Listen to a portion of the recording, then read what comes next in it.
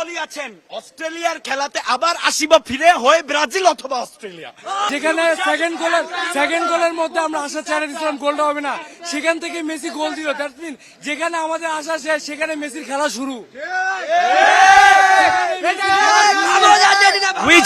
বিশ্ব সেরা নিয়ে আর কোনো ডিবেট রইলো না। লিওনেল মেসি আজকেও নিজেকে প্রমাণ করে দিয়েছে তিনি কেন গড, greatest of all time. Cristiano রোনালদোর সাথে লিওনেল মেসির কোনো তুলনা হয় না। He is the greatest of all time magician. পিকাসোর আটকেও তার গোল হার মানায়। He is greatest.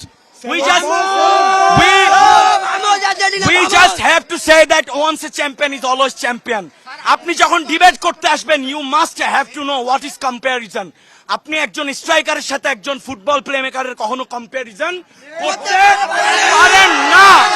সো আপনাকে আবারও বলা হচ্ছে যারা আমাদের সাথে কম্পারিজন করতেছেন we are asking about your CGPA not your grandfathers.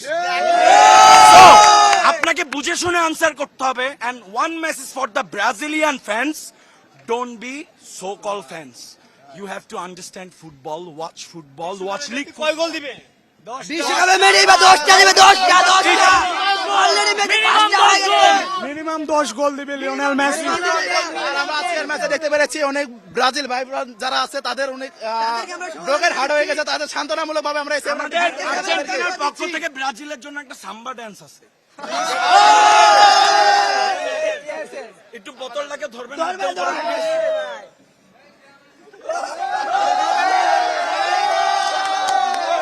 কবিগুরু বলিয়াছেন অস্ট্রেলিয়ার খেলাতে আবার আসিবা ফিরে হয়ে ব্রাজিল অথবা অস্ট্রেলিয়া।